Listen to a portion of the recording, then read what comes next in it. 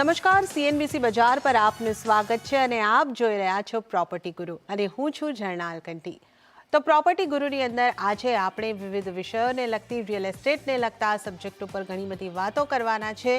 કઈ રીતની માંગ છે એને સમજવાની કોશિશ કરવાના છે અને આ અંગે વાતચીત કરવા માટે આજે આપણી સાથે જોડાયા છે નો બ્રોકરના સીईओ અને फाउंडर अमित कुमार अग्रवाल। अमित जी, स्वागत है आपका सीएनबीसी बाजार पर।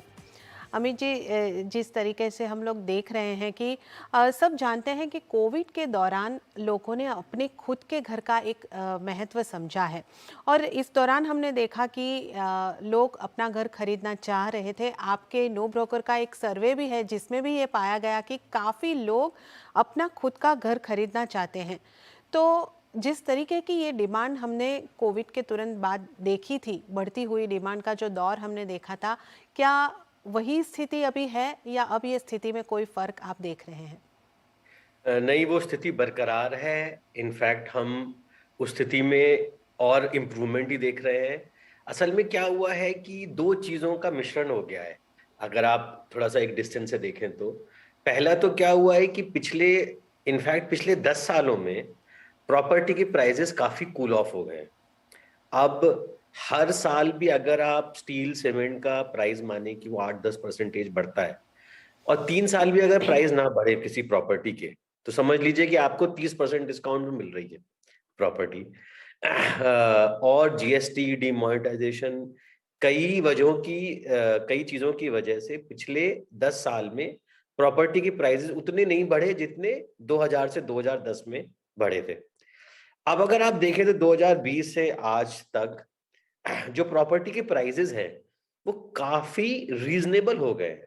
अगर आप गुना भाग करके देखें कि एक एवरेज इनकम कितनी होती है आदमी की वर्सेस जो प्रॉपर्टी का प्राइस है, या आप रेंटल यील्ड का मापदंड लगाएँ, आप जो भी मापदंड लगाएँ, अभी प्रॉपर्टी प्राइसेस काफ़ी रीज़नेबल है। तो एक तो बड़ी वेव ये चली है और दूसरी वेव ये चली है कि कोविड के दौरान जब लोग घर में बहुत समय रहे हैं, तो उन्होंने ये बेसिकली एहसास किया है कि उनको और चीज़ें क्या चाहिए घर में और अपने घर होने का क्या अपने का बेनिफिट क्या है कि आप घर में चेंजेस कर सकते हैं, क्या आपको एक बेडरूम और चाहिए। तो ये दोनों जो वेव्स हैं, उन दोनों के मिश्रण की वजह से प्रॉपर्टी की खरीदारी में पिछले 2 साल में बहुत तेज़ी आई है और वो तेज़ी अभी भी बरकरार है। और ऐसा नहीं है कि वो तेज़ी केवल अफोर्डेबल घरों के लिए है, वो लग्ज़री होम्स के लिए भी है, विलास के लिए भी है। तो बहुत सारे बिल्डर्स के villas have basically sold like hot cakes. तो बहुत आश्चर्य की भी, हमें भी काफ़ी आश्चर्य है। मतलब मैं nobroker.com चलाता हूँ, हम लाखों कस्टमर्स को देखते हैं। हमारे लिए भी आश्चर्य की बात है कि पिछले 2 साल में कितना ज़्यादा ये मिश्रण हुआ है कि प्रॉपर्टी के प्राइसेस रीज़नेबल हो गए हैं और लोगों का ये इंक्लिनेशन कि हाँ भाई अपना घर होना चाहिए, वो इससे मैच कर गया है। इसलिए हमें कोई भी इसमें कमी नहीं दिख रही है प्रॉपर्टी खरीदारी में। ओके, तो घरों खरीदारी જ્યારે આપણે ખાસ વાત કરી રહ્યા છે તો કોવિડ બાદ જે આપણે એક દોર ચાલતો જોયો છે કે લોકોએ પોતાનું ઘર ખરીદવાનું મહત્વ સમજ્યું છે। જે લોકો ફેન્સ પર બેઠેલા હતા પોતાનું ઘર ખરીદવા માટે, કોવિડના તુરંત બાદ કે કોવિડ દરમિયાન જ ઘરની ખરીદારી આપણે શરૂ થતા જોઈ છે અને એ જ ટ્રેન્ડ જે છે એ અહીંયા આગળ આપણને જળવાતો દેખાઈ રહ્યો છે। अमित जी, ये एक बहुत अच्छा ट्रेंड घर खरीदारी को लेकर हमने बनता देखा है। डिमांड का, अच्छी डिमांड होने का बढ़ती हुई हमने देखी है। पर जिस तरीके से कोविड के दौरान लिक्विडिटी हमें मिल रही थी, इंटरेस्ट रेट कम कर दिए गए थे और अब पूरी इस साइकिल की शुरुआत हो चुकी है। 2 से 3 बार इंटरेस्ट रेट की हाइक हो चुकी है। तो इस तरीके से अगर हम देखें तो लोगों के इंटरेस्ट रेट बढ़ते हैं तो लोगों को घर थोड़ा महंगा पड़ता है, उनकी ईएमआई बढ़ जाती है, लोन चुकाने का वक्त बढ़ जाता है। ये हर तरीके से, एक तरीके से देखें तो लोगों के सेंटिमेंट पे इसका इम्पैक्ट आना चाहिए। तो ये इसका इम्पैक्ट कितना आ रहा है और वर्सेस हम देखें कि पिछले कुछ महीनों में जो प्रॉपर्टी रजिस्ट्रेशन के नंबर्स हमारे सामने आ रहे हैं, वो दोनों कुछ अलग अलग बातें कह रहे हैं। तो इसको हमें कैसे समझना चाहिए? नहीं, बहुत ही अच्छा आपने सवाल पूछा। तो इसको भी बेसिकली एक बड़े पिक्चर में देखते हैं। तो आज जो होम लोन के रेट हैं वो आरबीआई जो रेपो रेट तय करता है उस रेट से के हिसाब से बढ़ते हैं वो। रेपो रेट्स आरबीआई ने 4% से 5.4% किया है पिछले कुछ महीनों में। तो ऑफ कोर्स ये सुनने में और प्रैक्टिकली इंटरेस्ट रेट्स की बढ़ोतरी है, लेकिन अगर आप रेपो रेट की हिस्ट्री देखें पिछले 20 साल की, कि पिछले 20 साल के अंदर रेपो रेट था कहाँ, तो रेपो रेट हमेशा 6 से 8% की रेंज में रहा है, अगर आप ये डायग्राम बना के देखें। तो जो आज भी जो रेपो रेट है, डिस्पाइट 1.4% के इंक्रीज के, वो भी एवरेज से नीचे है, ज्यादा नहीं है। तो जो होम लोन का जो ओवरऑल रेट है वो अभी भी काफी अफोर्डेबल है, अगर आप पिछले 20 साल की हिस्ट्री देखें। इसीलिए प्रॉपर्टी खरीदारी में उतना फर्क नहीं आया है। हाँ, जब आप कुछ एक घर देख रहे होते हैं और अगले दिन आपको न्यूज आती है कि साहब प्रॉपर्टी की ईएमआई बढ़ गई, तो आपको थोड़ा देर एडजस्ट टाइम लगता है अपने को एडजस्ट करने के अंदर, लेकिन फिर भी 25 बेसिस पॉइंट 50 बेसिस पॉइंट के बेसिस पर कोई इतना बड़ा डिसीजन चेंज नहीं करता घर के खरीदने का। तो एक तो बात ये है। दूसरी बात ये भी है कि जब आदमी के घर का जो डिसीजन होता है खरीदने का, वो कई चीजों पर निर्भर करता है, और होम लोन का रेट उनमें से वन ऑफ दोज थिंग्स है। क्यों आदमी घर खरीदता है? एक तो पर्सनल रीजन है कि मुझे अपने यूज के लिए चाहिए। दूसरा, लोगों को ये फील होना चाहिए कि प्रॉपर्टी प्राइस अफोर्डेबल है, वो खरीद सकते हैं, वो बहुत ज्यादा महंगे नहीं है, जो कि आज की सिचुएशन चल रही है। और थर्ड, उनको ये महसूस होना चाहिए कि हाँ, उन्हें जरूरत है, जो कि कोविड ने बेसिकली वो नीड और ज्यादा इंक्रीज कर दी है। और एक मैं और बात बोलूंगा कि जब भी कोई आदमी होम लोन लेता है तो वो टिपिकली 20 साल के लिए होम लोन लेता है, फिर लोग कोशिश करते हैं कि भाई हम 15 साल में इसको चुका दें। तो जो होम लोन है, और ज्यादातर home loan, I would say 99% जो होम लोन है, वो फिक्स रेट पे नहीं लिए जाते हैं, वो फ्लोटिंग रेट पे लिए जाते हैं, क्योंकि बैंक्स फिक्स रेट पे इतना महंगा दे देते हैं कि वो ऑप्शन अनवायबल हो जाता है, तो फ्लोटिंग पे लेते हैं। इसका मतलब ये है कि आपने जो होम लोन आज लिया है वो अगले 15 साल तक ऊपर नीचे होता रहेगा। कभी सरकार रेपो रेट बढ़ाएगी, कभी नीचे करेगी, कभी अप साइकिल होंगी, कभी डाउन साइकिल होंगी, कभी इन्फ्लेशन ज्यादा होगा, कभी इन्फ्लेशन कम होगा, तो एवरेज आउट हो जाता है। तो यही कारण है कि अभी भी होम लोन के रेट बढ़ने के बावजूद भी अभी भी कोई कमी नहीं आई है लोगों की खरीदारी में। ઓકે, તો અહીં આગળથી આપણે જે સમજી રહ્યા છે કે જે રીતે આપણે જોઈ રહ્યા છે કે ઇન્ટરેસ્ટ રેટ વધી રહ્યો છે, લોન થોડી મોંઘી ચોક્કસ થઈ રહી છે, પરંતુ જે એવરેજ લોન રેટ છે એ હજી પણ અત્યારે જે આપણે કહીએ કે જે આ 20 વર્ષ દરમિયાન જોયો છે આપણે, એની અંદર એ રેન્જની અંદર છે અથવા હજી પણ ઓછો છે. એટલે એને કારણે આપણે જે જોઈ રહ્યા છે કે ઘરોની ખરીદારીનો લોકોનો જે સેન્ટિમેન્ટ છે, જે ડિમાન્ડ છે ઘરની, એની ઉપર કોઈ મોટો ફરક નથી આવ્યો અને લોકો પોતાનું ઘર ખરીદારીની જે પ્રોસિજર છે તેની અંદર આગળ વધી રહ્યા છે, પોતાના ઘર શોધી રહ્યા છે અને ઘર ખરીદારી અહીં આગળથી થતી દેખાઈ રહી છે.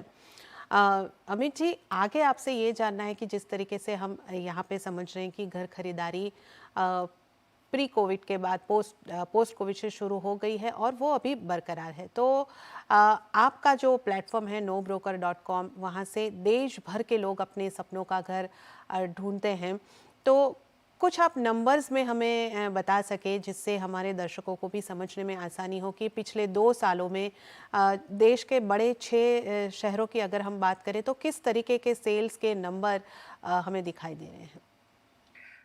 तो NoBroker.com अब काफी बड़ा साइट हो गया इन टर्म्स ऑफ रजिस्ट्रेशन। हम लोग हर साल 0.7 करोड़ नए कस्टमर ऐड करते हैं। तो अब हमारे पास काफी डेटा आने लग गया है, क्योंकि हमारा साइज बड़ा हो गया है, कि कितने बायर्स आ रहे हैं, किन शहरों में आ रहे हैं और किस पे डील हो रही है।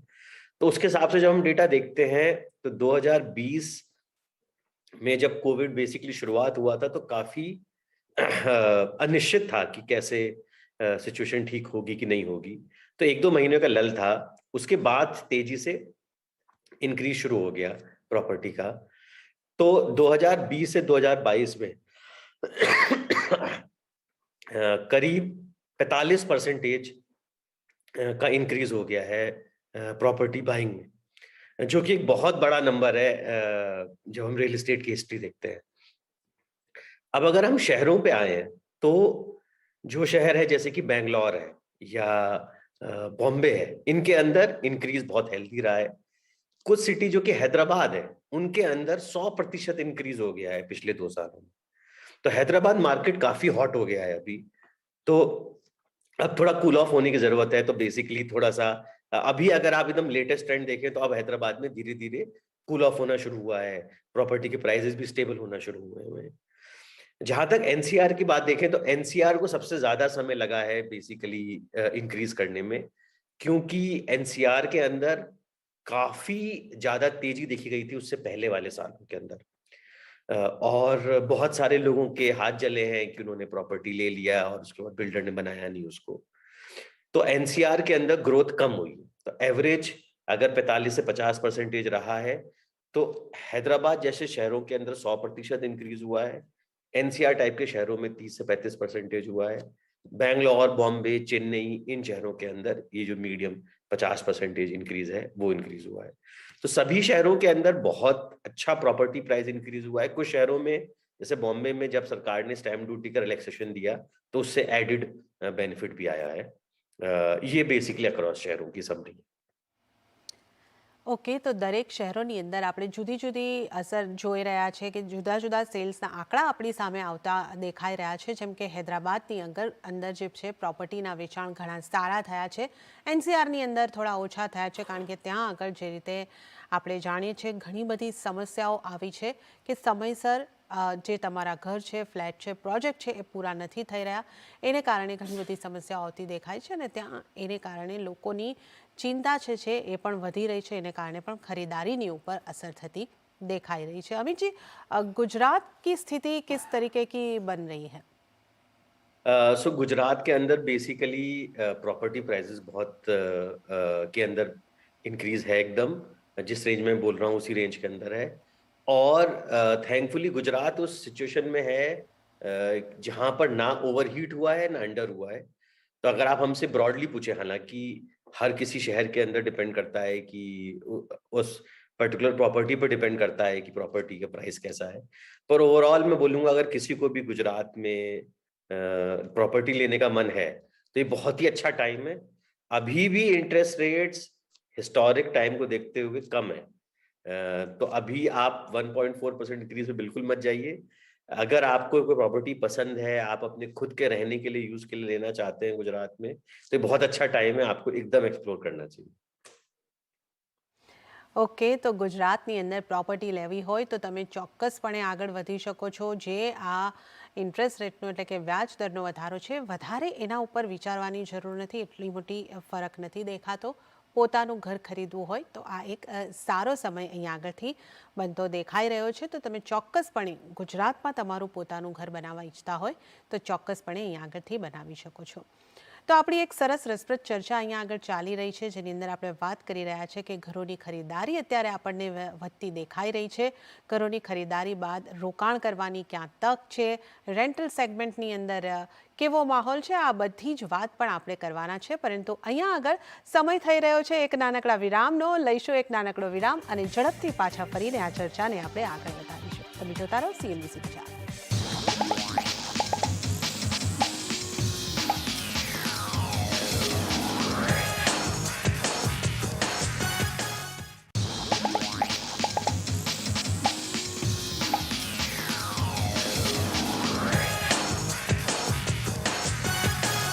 વિરામ બાદ પ્રોપર્ટી ગુરુની અંદર આપનું ફરી એક વખત સ્વાગત છે. અને આજે આપણી સાથે આ ચર્ચાની અંદર અમિત અગ્રવાલ જોડાયેલા છે અને આપણે જે વાત કરી રહ્યા છે કે ઘરોની ખરીદારી કોવિડ બાદ વધતી જોવાઈ છે. અને હવે જ્યારે આપણે લગભગ કોવિડમાંથી બહાર નીકળી ચૂક્યા છે ત્યારે પણ ઘરની ખરીદારીનો આ જે ટ્રેન્ડ છે એ યથાવત છે અને ઘરોની ખરીદારી સારી રીતે થતી જ આપણને દેખાઈ રહી છે. સેલ્સના ફિગર્સ મહિના પછી મહિના આપણી સામે જે રજિસ્ટ્રેશનના આંકડાઓ જોઈએ તો આવતા જઈ રહ્યા છે, જે આ જ વાતની સાક્ષી આપણને પુરાવી રહ્યા છે. આજે આ ચર્ચાની અંદર આપણી સાથે અમિત કુમાર अग्रवाल जोड़ाયેલા છે, फाउंडर છે नो ब्रोकर ना. अमित जी, आपसे आगे ये जानना है कि जिस तरीके से हम इस चर्चा में आगे बढ़े हैं कि घर की खरीदारी बढ़ रही है, लोगों का खुद का घर बनाने का जो सपना है उसकी तरफ वो कदम बढ़ा रहे हैं, तो क्या रेंटल सेगमेंट पे इसका असर आता हुआ देख रहा है? क्या क्या रेंटल की डिमांड, रेंटल होम्स की डिमांड कम होती हुई दिख रही है? ये मतलब बहुत ही थोड़ी सी आश्चर्य की बात है कि बिल्कुल ऐसा नहीं हो रहा है। दोनों ही चीजें साथ साथ चल रही हैं, जबकि टिपिकली हमने पिछले बहुत सालों में देखा है कि या तो रेंट बहुत तेजी से बढ़ रहा होता है या बाय एंड सेल। पर इस समय दोनों ही मार्केट्स में बहुत तेजी है, और मैं आपको बताता हूँ ऐसा क्यों है। ऐसा इसलिए है, और ये चीज आप मेट्रोज में या बड़े शहरों में आप ज्यादा देखेंगे। उसका रीजन ये है कि पिछले 2 सालों में जब तक कोविड था, नए प्रोजेक्ट्स नहीं आए, क्योंकि कोविड के चक्कर में हाँ जो प्रोजेक्ट्स थे एग्जिस्टिंग वो कुछ बनाए गए हैं, पर नए प्रोजेक्ट ज्यादा लॉन्च नहीं हुए हैं, क्योंकि एक तो पुरानी इन्वेंट्री बची हुई थी, और दूसरा कोविड में बहुत सारे वर्कर्स भी चले गए और डिसरप्शन भी हुआ। लेकिन जो इंडिया में अर्बनाइजेशन है, कि लोग पास होते हैं कॉलेजेस से, शहर आते हैं, बहुत सारे लोग अपने एनीवे शहर आते हैं जॉब्स की तलाश में, लोग शहर चेंज करते हैं, छोटे शहर से बड़े शहर में होते हैं, तो जो अर्बनाइजेशन का जो कॉन्सेप्ट है वो होते जा रहा है। तो अगर आप माने कि भाई 5% 10% लोग भी ज्यादा है किसी शहर के अंदर इंक्रीज होते हैं साल में, तो पिछले 2 साल में वो जो 20% इंक्रीज था वो हुआ, लेकिन वर्चुअल हुआ। वो लोगों को जॉब्स लगी, लेकिन वो हर कोई आया नहीं उस शहर में। अब जैसे आप बेंगलोर शहर की बात लें, तो बेंगलोर शहर में, गुजरात के पास के बॉम्बे शहर के अंदर भी अगर आप लें, तो पिछले 2 सालों के अंदर जो अर्बनाइजेशन है, उसमें जो लोग हैं वो अब आने शुरू हुए हैं कंप्लीटली शहरों में। तो स्कूल्स अब पूरी तरह से ओपन हो गए हैं, और हो गया है कि कोई ऑनलाइन नहीं है, सब ऑफलाइन होगा। ऑफिसेज में भी काफी में अभी हो गया कि आप शहर में आ जाइए, हफ्ते में 2 दिन आना शुरू करिए ऑफिस। तो अर्बनाइजेशन की वजह से पिछले 2 साल में जो 10 से 20% का जो इंक्रीज आया है पॉपुलेशन का, जो कि शहरों में आती है, वो तो वैसी की वैसी है। और अब जब वो शहरों में आ गई है तो बहुत भारी डिमांड हो गई है रेंट की। तो हमारे NoBroker.com प्लेटफॉर्म पर हम लोग बेसिकली महीने की 2.5 लाख प्रॉपर्टी पोस्ट करते हैं, और हम लोग बहुत ही आश्चर्यचकित हैं कि प्रॉपर्टीज जो रेंट के लिए प्लेटफॉर्म पे आती है नो ब्रोकर पे, आजकल वो पहले उन्हें हफ्ता भर लगता था रेंट होने में, आजकल वो 6-6 घंटे में रेंट हो जा रही है। और रेंट का इंक्रीज भी 12 से 18% हो गया है मेट्रो शहरों के अंदर। तो अभी ऐसा हो गया है कि बाय एंड सेल तो लोग कर ही रहे हैं, बिकॉज हमने जो रीजन डिस्कस करे, पर रेंटल के अंदर भी चूंकि 2 साल से अर्बनाइजेशन और इन्वेंट्री वैसी की वैसी थी, तो वो एक साथ मिलके रेंटल पर भी बहुत पॉजिटिव प्रेशर हो गया है। જી, તો જે રીતે આપણે અહીં આગળથી વાત કરી રહ્યા છે કે ઘરની ખરીદારી તો વધતી દેખાઈ રહી છે, પરંતુ સાથે સાથે જે આપણે જોઈ રહ્યા છે કે ઘરોની રેન્ટલ એટલે કે ભાડે આપવા માટેના ઘરને માટે પણ ઘણી બધી માંગ આવે છે, લોકોને ભાડેથી ઘરની માંગ પણ છે અને ફટાફટ ઘર ભાડે અપાઈ રહ્યા છે। अमित जी, तो यहाँ आपसे मैं ये जानना चाहूँगी कि जिस तरीके से हम बात कर रहे हैं कि घरों की कीमतें, खरीदारी के लिए जो हम कीमत देख रहे हैं, वो पिछले कुछ सालों में नहीं बढ़ी है, एक स्टेडी है, हम इस तरीके की बात अभी कर रहे थे, ये हमने पाया है हमारी चर्चा में। और जैसे कि आपने बताया कि रेंटल डिमांड अभी बढ़ती हुई दिखाई दे रही है। आपने बताया कि 6-6 घंटे में, जो पहले 1 वीक का वक्त लगता था, अब 6-6 घंटे में प्रॉपर्टी रेंटल पे चली जा रही है, और उसका रेंट भी बढ़ता हुआ देख रहे हैं। स्वाभाविक है, डिमांड बढ़ी है तो रेंट तो बढ़ना ही है। तो क्या इसका मतलब हमें ऐसा लेना चाहिए कि अब रेंटल जो इनकम है उसमें भी बढ़ोतरी हुई है, और एक समय था कि लोग घरों में इन्वेस्टमेंट करते थे एप्रिसिएशन के लिए या रेंटल इनकम के लिए, वो लोग कुछ दूर हुए थे, कुछ साल पहले ये सिनारियो हुआ था। तो क्या अब इसको देखते हुए इस सिनारियो में कुछ चेंज आता हुआ आप देख रहे हैं? तो देखिए, जो लोग भी घर खरीदते हैं, घर का आज भी 2 तरह के यूज हैं। एक है आप पर्सनल यूज के लिए, खुद रहने के लिए खरीदते हैं, और दूसरा आप इन्वेस्टमेंट के लिए खरीदते हैं। तो जहां तक मैथ्स की बात है, इन्वेस्टमेंट, चूंकि इंडिया में इंटरेस्ट रेट्स जैसे होम लोन रेट 8-9% है, तो आज भी रेंटल यील्ड यानी कि जो भाड़ा आपको मिलता है, जो किराया आपको साल का मिलता है, वो अभी भी 2 से 4% के बीच है। यानी कि ये आप उम्मीद करता है जो भी आदमी जिसने इन्वेस्ट किया है कि मुझे 5 से 10% कैपिटल एप्रिसिएशन मिलेगा मेरे घर के ऊपर। तो वो तो मैथ्स तो उस हिसाब से वर्क करती है कि चाहे रेंट इंक्रीज हो जाए, फिर भी कैपिटल एप्रिसिएशन मेन रीजन रहेगा अगर आपने इन्वेस्टमेंट के लिए घर लिया हुआ है। लेकिन जहां तक हम बात करते हैं उन लोगों की जिन्होंने घर लिया है, और उस जो लोग रिटायर्ड हैं और जिनके लिए जो रेंटल है वो एक बहुत ही इंपॉर्टेंट सोर्स ऑफ इनकम है उनके लिए, ये साल बहुत ही अच्छा रहा है।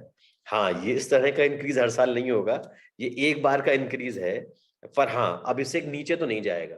तो जहां पर मैं बोलूंगा, जहां जहां रेंटल यील्ड 1 से 3% के बीच थी, वो अब 2 से 4% के बीच हो गई है मूव।